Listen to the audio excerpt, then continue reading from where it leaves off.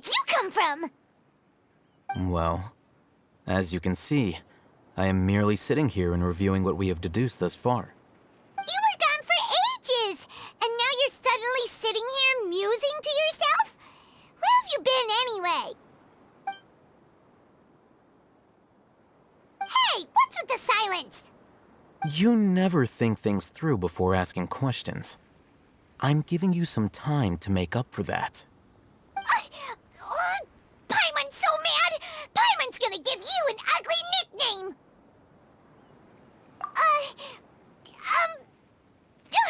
Never mind. Paimon's got nothing. There's just nothing super obvious to pick with this guy. It makes it so hard. Well, you've heard nothing to suggest I left this whole time. So clearly, I stayed in the village to investigate. Anyway, you plan to leave Aru village and keep searching for the truth of this matter, yes? Yep. We're not gonna find out anything more by staying here, so we thought that we might as well take the search elsewhere.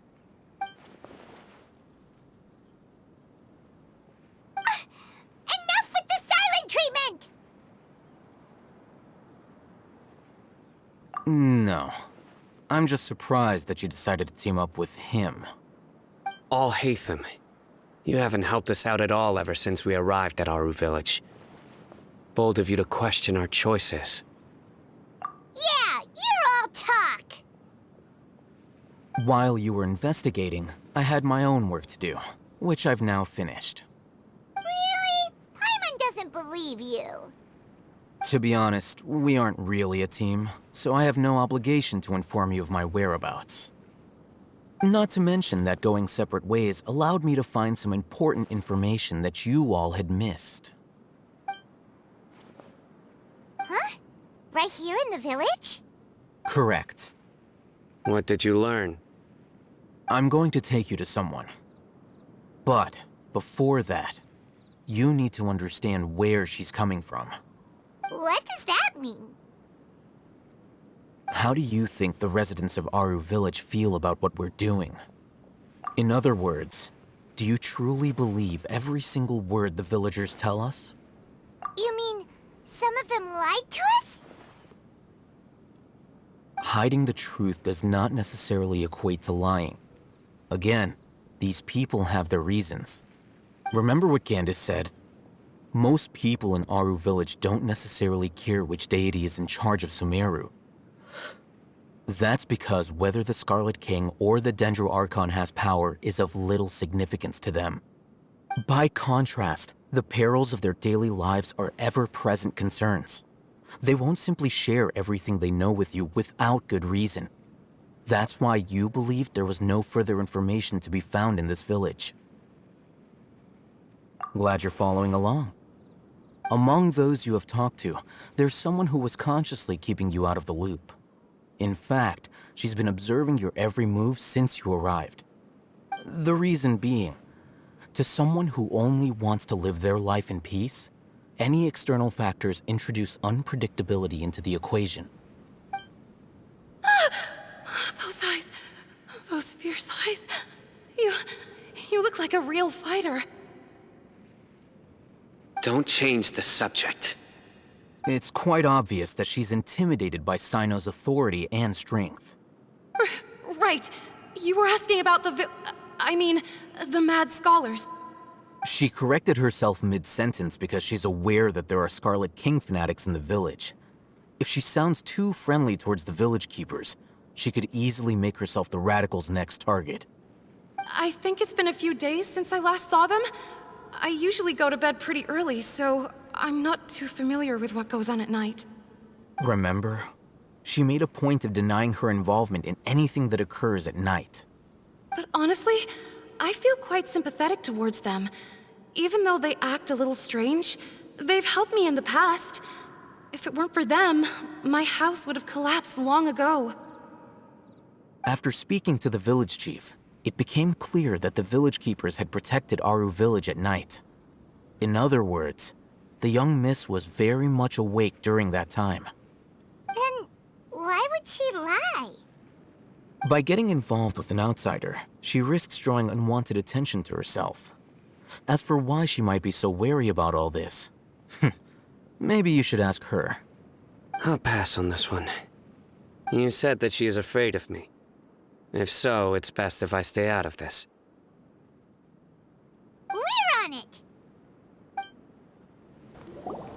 Miss Shawnee, as we discussed earlier, I've brought someone with me. Mr. Alhaitham, I'm aware of where you stand, but how can I make sure that your friends think the same as you? Huh? What do you mean? We need to clarify our stance or something? Go ahead and talk to her. You'll get the answers you want. Go on.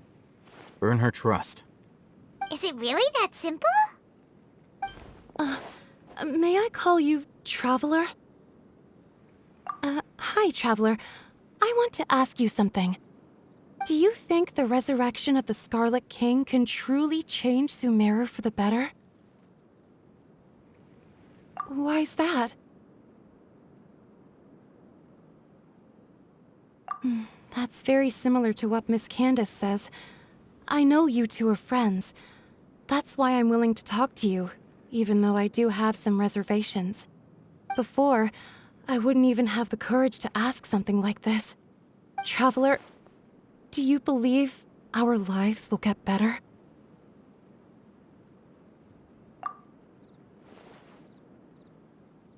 Yeah!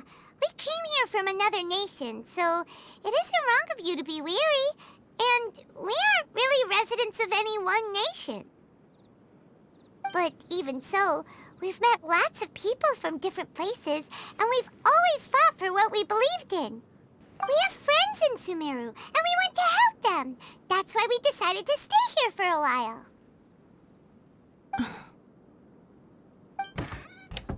I want to trust you. My apologies for posing my questions like that. To be honest, I didn't expect you to come back for more information. Alhaitham told us you have your reasons. It's okay. We understand. The fact is that only one side of my family is desert folk. I don't really fit in anywhere in Sumeru. Some believe in the Dendro Archon, while others believe in the Scarlet King. I don't belong to either side, and neither side would want me. Speaking of which, the Radicals mentioned that they despise traitors. Do they just think that anyone who's different from them is a traitor? Yeah. Some people can be so narrow-minded when it comes to bloodline and beliefs. It makes no difference what I say or how I behave. I'll always be suspected of having ulterior motives.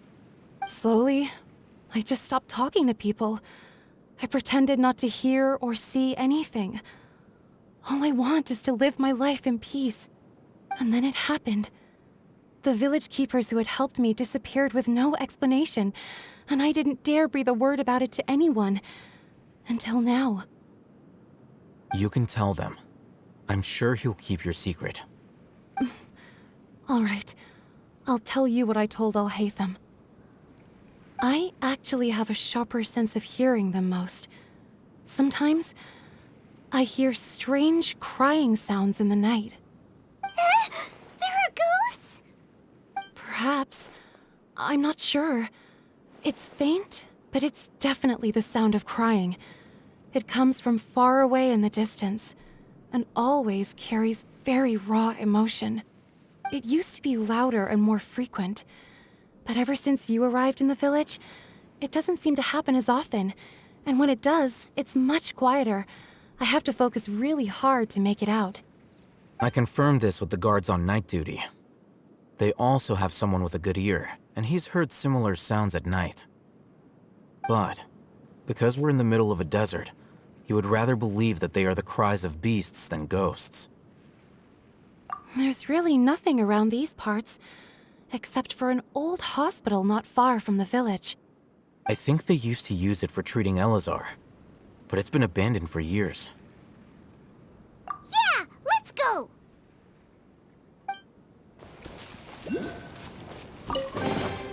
Not bad, as far as treasure is concerned. Ooh, is this the place? It's in terrible shape, and there's sand run everywhere. Ah, monsters, watch out!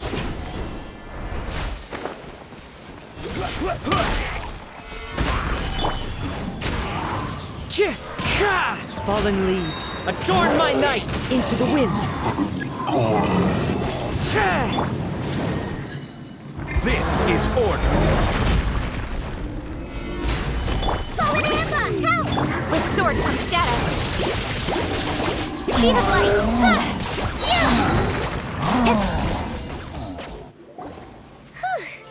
They were easier to deal with than Paimon had expected.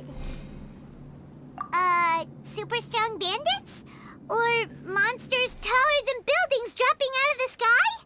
Or, something like that. He looks super serious. We gotta stay on our A game too. This is the one.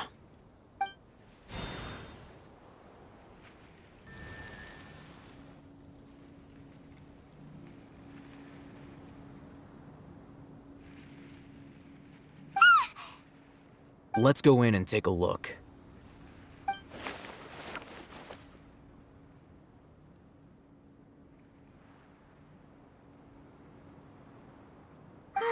Hey, Alhaitham, we haven't found squat. Are you sure we aren't wasting our time here? Patience. Shawnee says she only hears the crying at night. We have time to burn. Until then, I'm taking a break.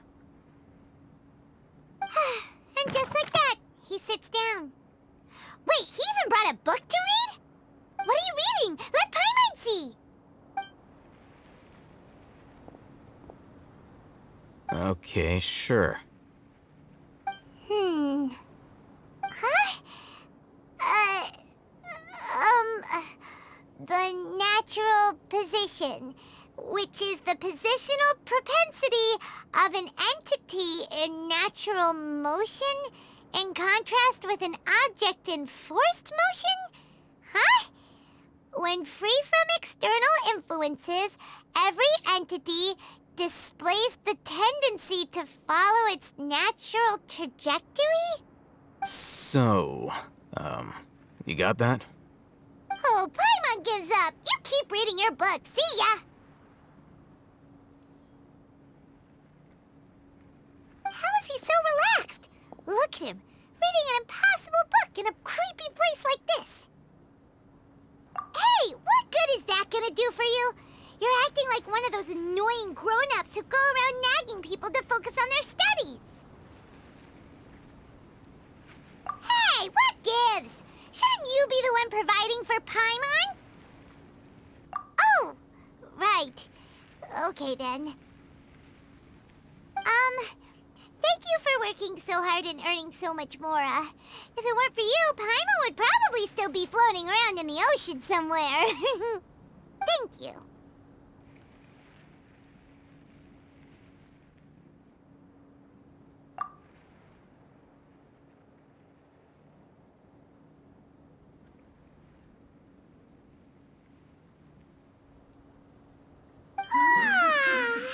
Paimon's getting so sleepy. Huh? What was that sound? There it is. It's coming from that direction. Is the sound coming from here? Huh. Paimon's not seeing anything. It's from below. But there's no way we can get down there. Something is off about the interior here.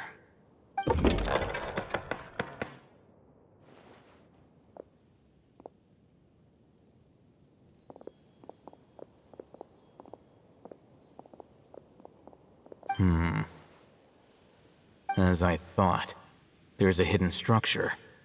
Wow. It's like they tucked another hospital into this one. Oh, it looks like there are other mechanisms around here. Let's keep exploring.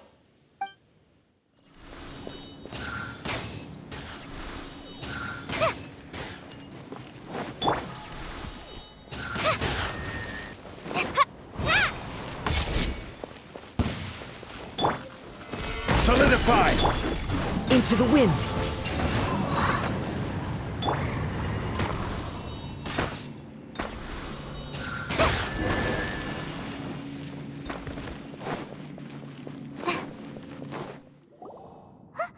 Look! There's someone over there! Good idea. Let's approach him slowly without alarming him.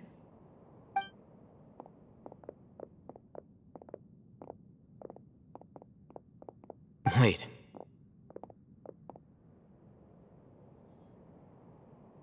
You're...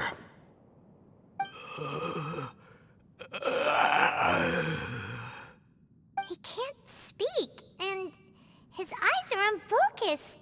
But he looks too young to be anyone's grandfather. Also, why is he the only one here? Didn't expect to see him here. You know him? He's Razak, a senior of mine at the Academia.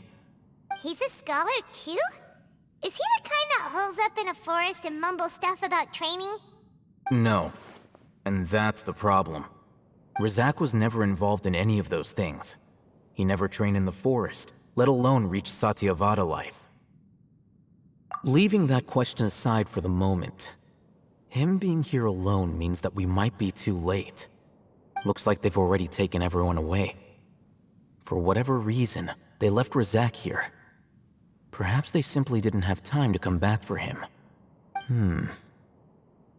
There are drag marks on the ground. They're clearer by the doorway.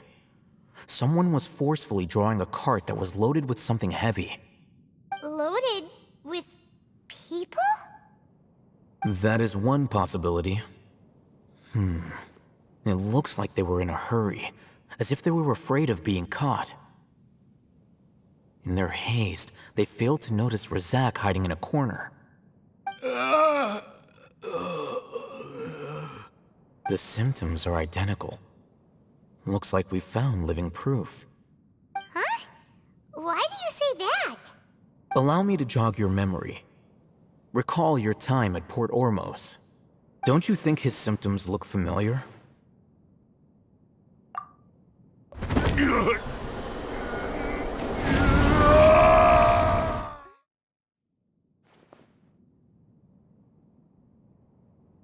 Oh, now that you mention it, they're acting the same way. Correct. The Academia is behind all of this. It isn't difficult to deduce their rationale. First, the Academia spread a false rumor of the Scarlet King's resurrection, emphasizing the role of the village keepers, the mad scholars who were exiled to Aru village. These rumors were all the persuasion that the radicals needed, and those based in Aru village leapt into action. Unbeknownst to them, of course, through rounding up the scholars, they were actually helping the Academia. As well as being able to exploit the radicals for their own ends, this scheme has one further advantage to the Academia. All the risks and responsibilities are offloaded onto the Scarlet King's followers. Life for the desert dwellers has been brutal ever since the Scarlet King's death all those years ago. Beneath the surface, feelings of desperation are widespread. Many would give everything they have for the prospect of something better. Anyone looking to exploit that for their own ends simply needs to make a few empty promises. Even if complications arise, people will see that those involved are all followers of the Scarlet King and look for no further explanation than differences of belief. A deep-seated mistrust of the desert and everyone in it by the rest of Sumeru will make sure of that. The notion of an Academia plot wouldn't even cross their minds. It may seem like a simple strategy, but it is able to work wonders under Sumeru's current circumstances. Oh, that makes a lot of sense. It's in line with the village chief's theory, too. But there's still one very important question. Wasn't it the Academia that brought the scholars to Aru village in the first place? Why does it want them back now? Throughout this process, one thing has changed. The scholars' identity. First, they were scholars. Then, they became lunatics. After that, they were exiles. And finally, they become missing persons. An exile is still patently a living, breathing human being. But when someone becomes a missing person, that is brought into question. If you can't find someone, you have no way of knowing what exactly happened to them. That makes missing people an ideal resource. Resource? For what exactly? One possibility is that the information in their brains could be extracted into knowledge capsules. Extracted? You mean canned knowledge comes from people's brains? With the technology of the Sumeru academia, it's entirely possible. Perhaps the process caused them great suffering, which is why they cry out in the dead of night when no one is watching them. So, the human brain... Nope, nah, Paimon doesn't want to think about this. I'm the academia scribe, after all. I'm familiar with their projects. Anyway, judging by Razak's state, the contents of a divine knowledge capsule were extracted from his mind, but something went wrong in the process. Or perhaps his curiosity got the better of him, and he used such a capsule for himself. Paimon's a little confused. Can they just use anyone's brain?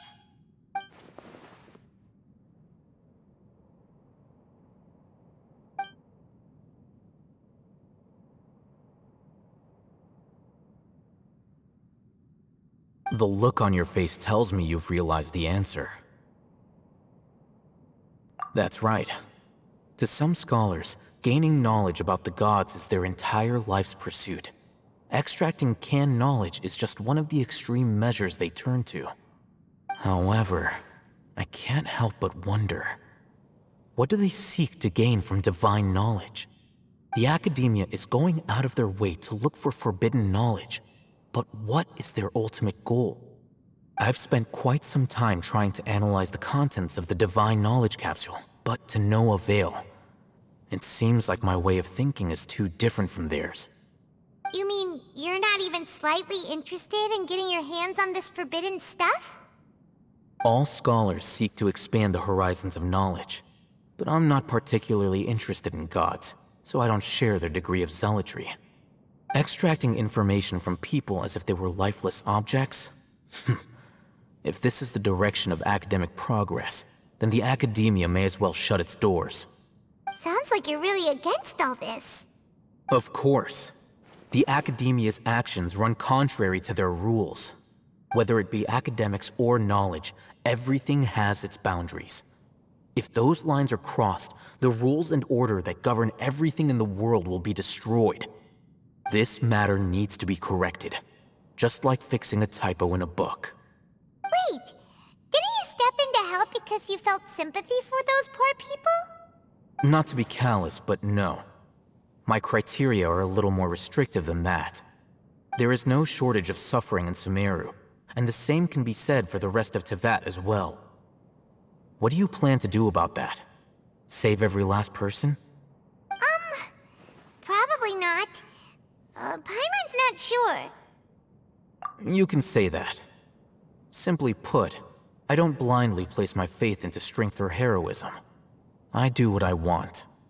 The divine knowledge capsule is something I want to investigate in full. That doesn't mean I'm willing to take action for the sake of a few strangers.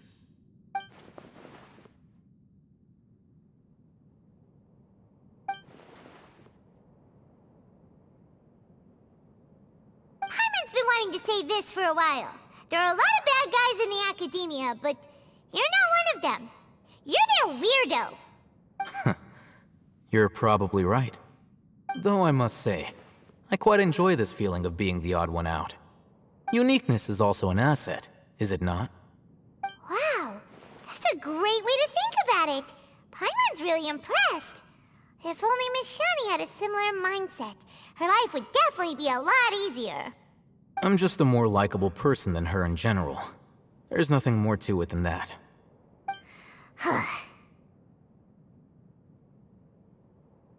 He won't last long if we leave him here. Let's take him with us. We'll work out our next step after we return to Aru Village. We're back!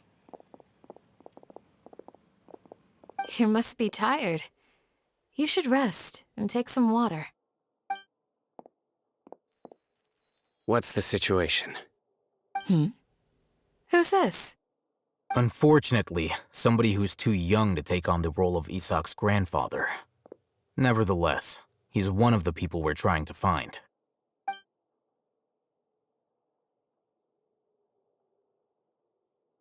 So, at one point in time, the abandoned Elazar Hospital served as the Academia's site for extracting divine cant knowledge.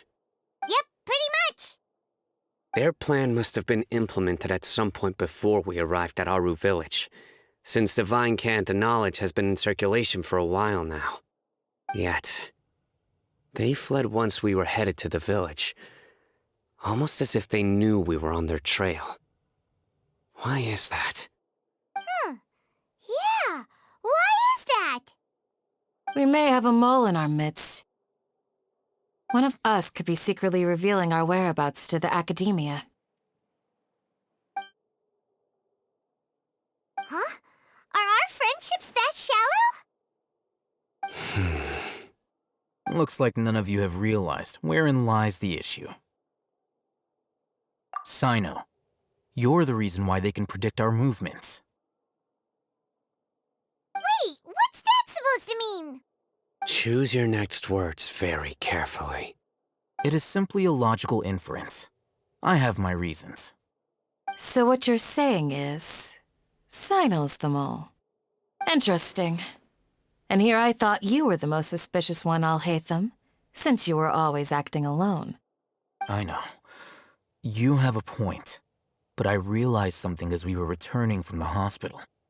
Sino isn't like any of us. What are you trying to say? Do you still remember who you are, General Mahamatra? As a Matra, you are no doubt privy to certain kinds of information. Before you can take action against someone, you are required to have all the facts available, including the less than savory details.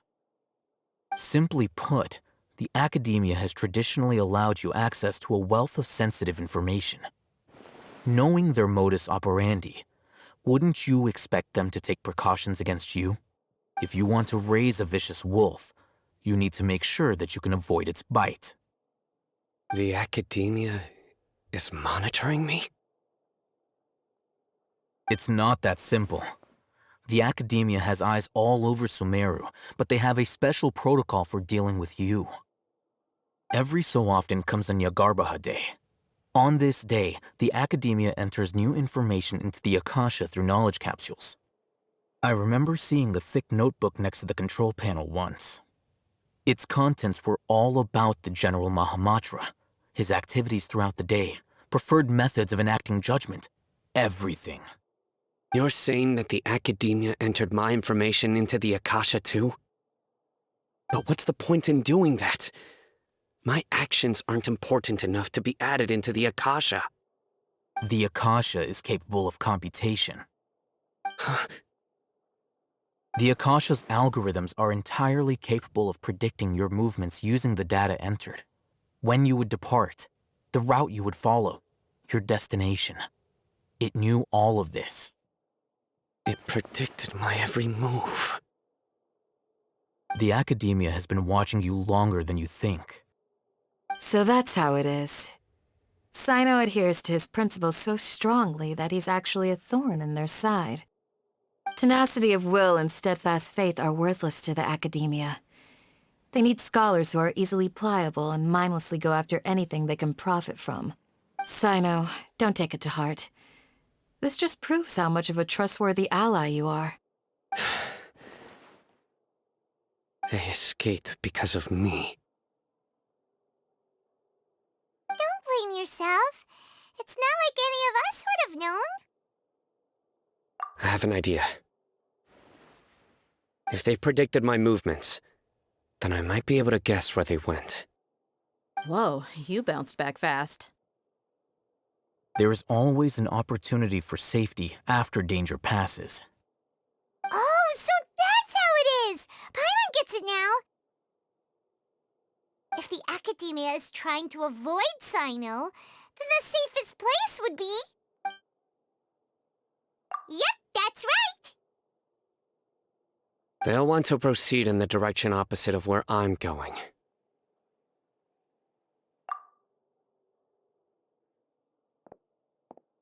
I must go.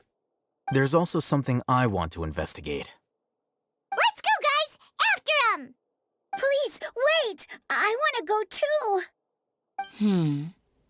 You want to go too? If so, you have to promise you'll stay safe. I want to find Grandpa. I promise I'll be careful and not cause any trouble. Everyone, I leave him in your hands. Yay! Let's go! Remember to pack some food with you. Paimon feels like we're missing someone, though.